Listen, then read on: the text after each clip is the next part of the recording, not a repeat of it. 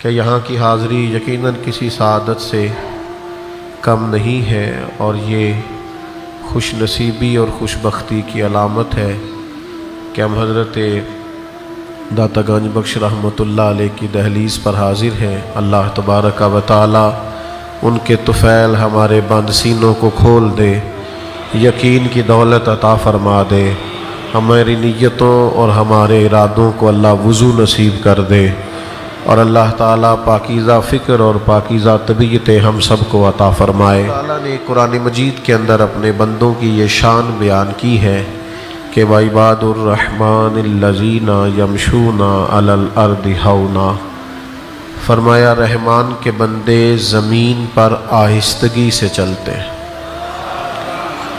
ان کے لہجوں میں، ان کے انداز میں وزاداری ہوتی ہے، وہ بڑے پروقار ہوتے ہیں اللہ کے بندے، اور جگہ جگہ الجھتے نہیں پھرتے، چونکہ صحت عقیدہ نے، عقائد کی پختگی نے انہیں اس طرح کا یقین کامل دیا ہوا ہوتا ہے، اتنے وہ وزادار ہو چکے ہوتے ہیں کہ وہ جگہ جگہ الجھتے نہیں، بلکہ اگر کوئی جاہل ان سے الجھنا بھی چاہے، وَإِذَا خَاطَبَهُمُ الْجَاهِلُونَ قَالُوا سَلَامًا، تو وہ جاہلوں کو سلام کر کے گزر جاتے ہیں۔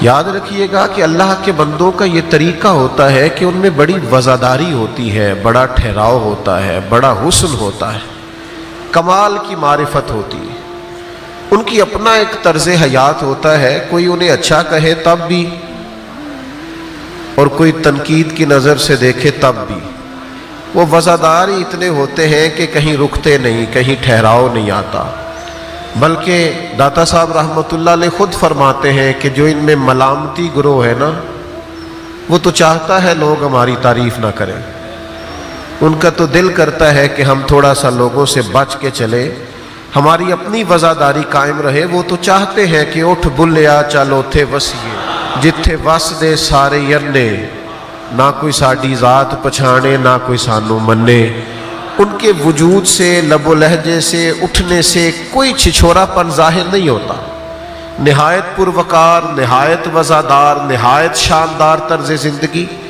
اور بلا کا حوصلہ ہوتا ہے اللہ کے بندوں میں، ان کا دل کتنا بڑا ہوتا ہے۔ سلطان صاحب کہتے ہیں دل دریا سمندروں ڈونگے، کون دلاں دیا جانے، حضرت کتنے کو آپ کا دل گہرا ہے، لمبا چوڑا ہے، تو فرمانے لگے 14 طبق کی دلے دے اندر، حضرت کتنے کو آپ کا دل گہرا ہے، تبو وانگو تانے ہوں، اور پھر کسی نے پوچھ ہی لیا کہ شیخ آخر زندگی گزارنے کا کوئی تو طریقہ ہوگا، لوگ باتیں بھی کرتے ہیں، طنز بھی ہوتا ہے، حاسدین بھی ہوتے ہیں، افتراق کا بھی سامنا کرنا پڑتا ہے، الجھاؤ بھی زندگی میں آتا ہے، کوئی تو طریقہ ہوگا۔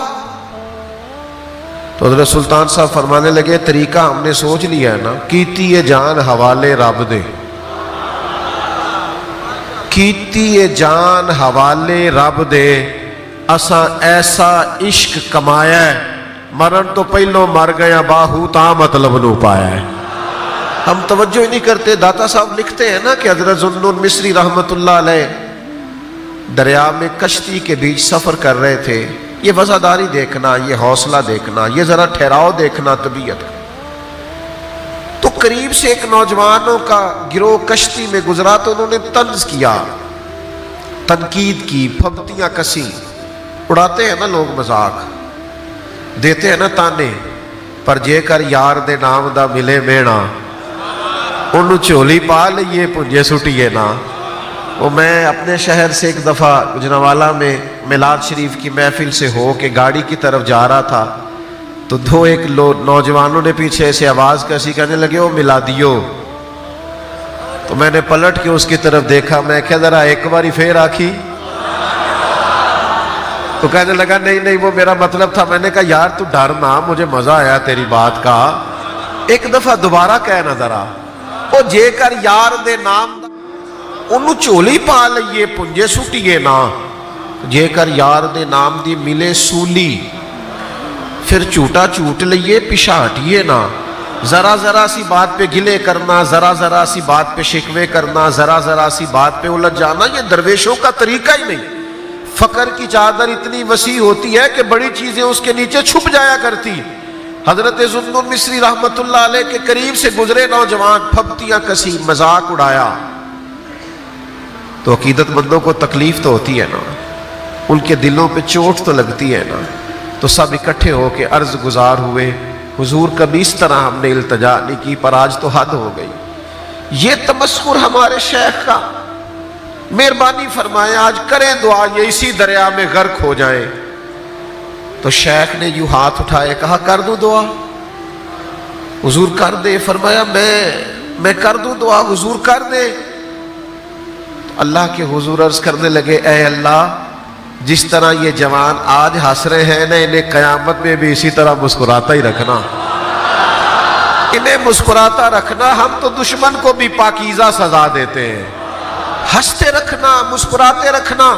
اتنی جلدی الجھ جانا، اتنی جلدی بے چین ہو جانا، دو چیزیں سہ ہی نہ سکنا، کلیجہ اتنا ہمارا کمزور ہونا کہ بس کسی مخالف نے ایک بات کر دی تو سارا وقت اسی کو جواب دینے میں لگا دے. ہمیں تو بڑے کام ہیں، اور بھی کم ہے زمانے میں محبت کے سوا. تو اپنی زندگی میں ترجیحات کا تعین کرنا اللہ والوں کی شان ہے. وزادار ہی بڑے ہوتے. شیخ نے ہاتھ اٹھا کے کہا، یا اللہ جس طرح یہاں مسکرا رہے ہیں نا، وہاں بھی مسکراتے رہے. کشتی کنارے لگی، شیخ اترے تو وہ جوان بھی اترے. پھر ان کا انداز یہ تھا کہ گردنیں جھکی ہوئی، آہستہ آہستہ قدم اٹھاتے ہوئے حضرت کے قدموں میں بیٹھ کے کہنے لگے، معاف نہیں کر دیتے؟ تو معاف کرنا تو اللہ والوں کی شان ہے. دیر لگائی کوئی نہیں، فرمایا جاؤ میں نے معاف کیا. او بھائی یاد رکھو، تھوڑی وزاداری، تھوڑا ٹھہراؤ، تھوڑا وقار، تھوڑا حسن زندگی میں، تھوڑا لب و لہجے کے اندر گداز. اور کوئی، میرا مطلب ہے اس طرح کا ماحول نہ بنائیں کہ جس سے چھلکے کہ یار یہ صوفیاء کے مان، اور اس کے اندر جلد باز ہیں، مضطرب ہیں، کسی ڈپریشن کا شکار ہے، انزائٹی پیشنٹ ہے، الجھے ہوئے ہیں، ڈری ڈری باتیں کرتے ہیں. جہاں بیٹھتے ہیں، میرے پاس ایک صاحب آئے تو وہ کہنے لگے پاکستان کے آج کل حالات کیسے ہیں؟ میں نے کہا بالکل ٹھیک ہے. تو وہ چپ کر گئے، جس طرح آپ نہیں سارے کر گئے.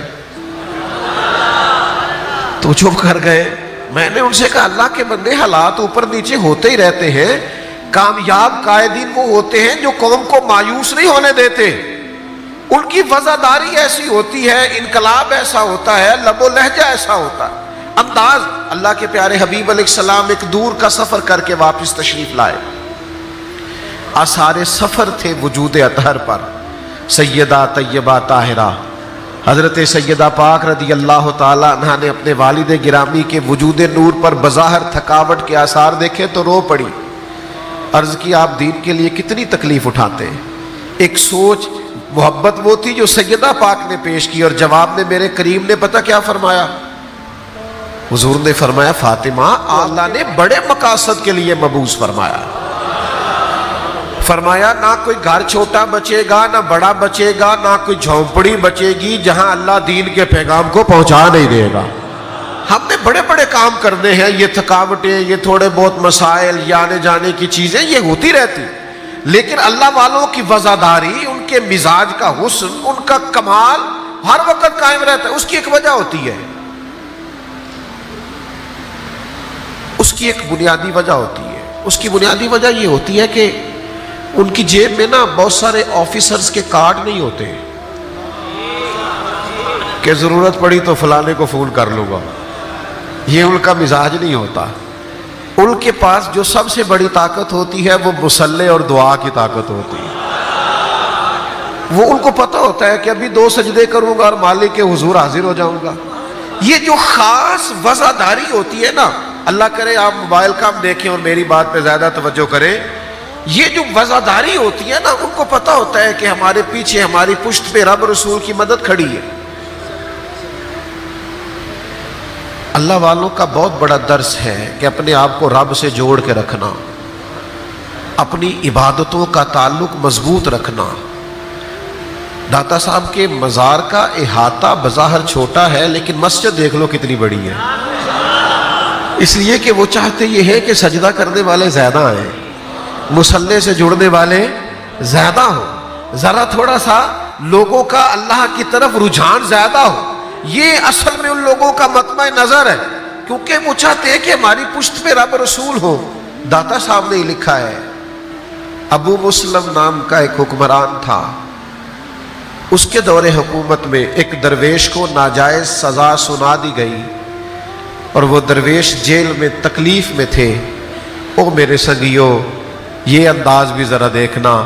سیدی فیض عالم فرماتے ہیں اس ابو مسلم بادشاہ کو رات کو آنے والے محبوب کی زیارت ہوئی اور حضور نے فرمایا بے گناہ کو قید کر دیا ہے. بادشاہ نے نہ جوتے پہنے نہ سر پر کپڑا رکھا، دوڑا گیا، جا کے درویش کا دروازہ کھولا. کسی سپاہی سے نہیں کہا، خود دروازہ کھولا، معذرت بھی کی. اور وہ درویش جب خرامہ خرامہ آہستہ آہستہ دروازے سے باہر جانے لگے تو تھا تو بادشاہ نہ.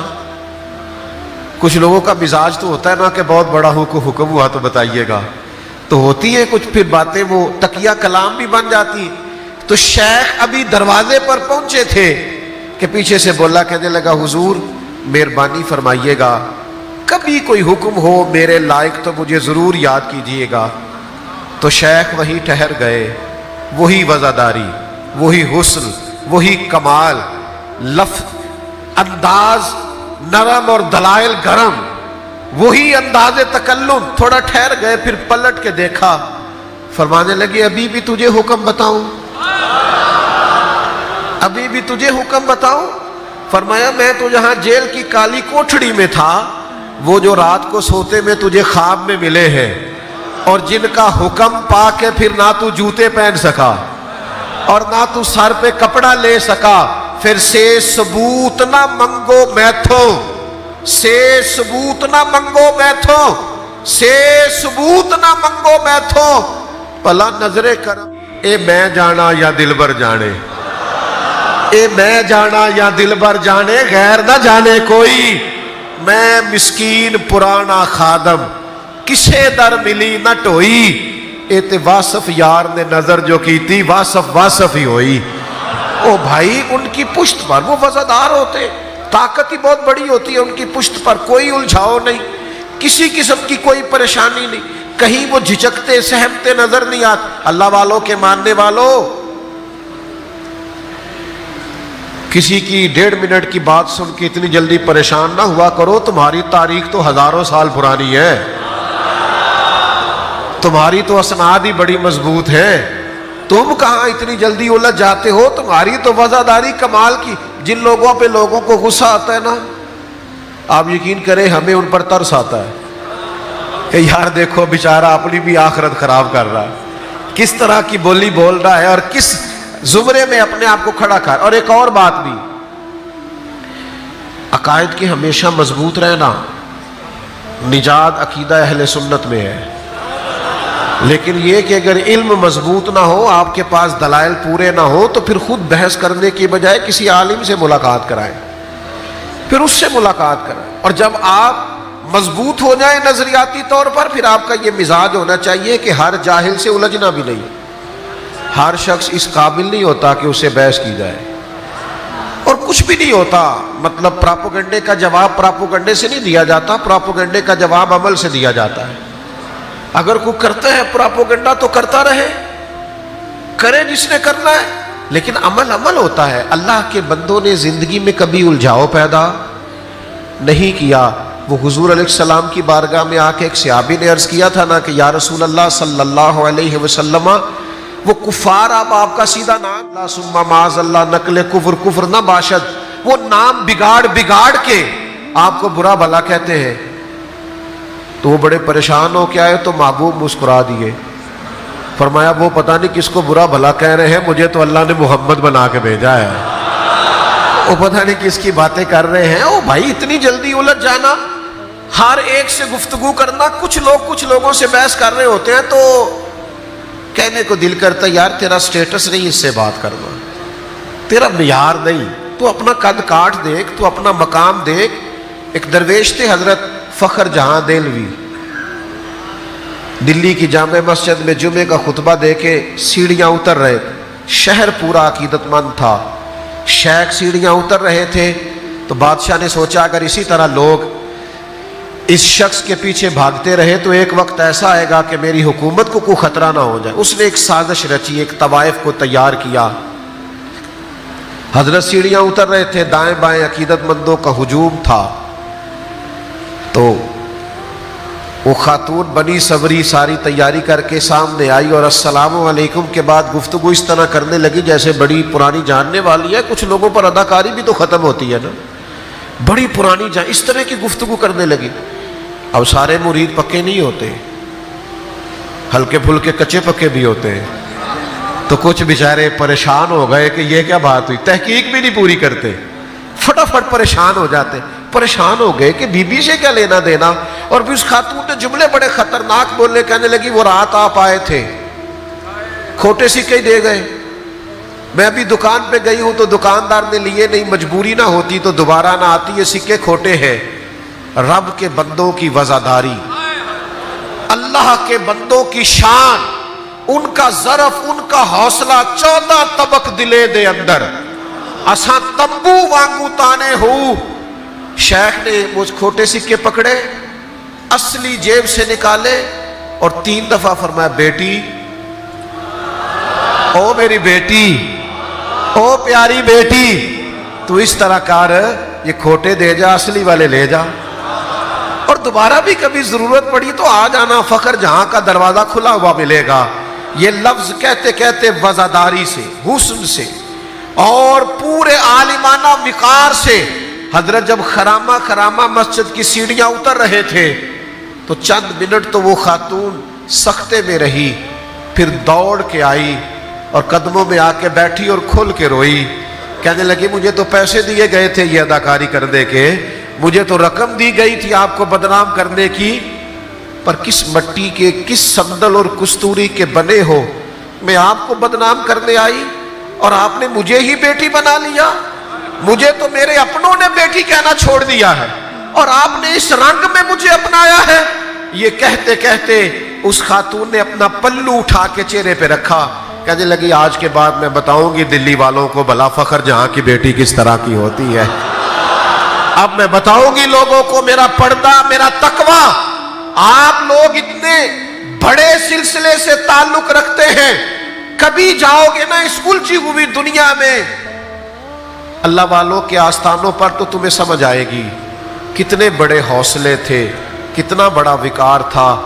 ये जिस शहजादे अहले बैत के, जिस शहजादे की चौखट पे आप मौजूद है ना, इनका हुस्न किरदार ये है कि ये शहजादे थे, हुजूर की औलादे पाक है, लेकिन हौसले का कमाल ये है कि एक दरिया के किनारे आके बैठ गए, उम्र सारी नबी करीम की उम्मत के नाम कर दी, किसी को कलमा पढ़ाया, किसी को नमाज सिखाई, किसी को कुरान, उम्र सारी इसी काम पे गुजार दी।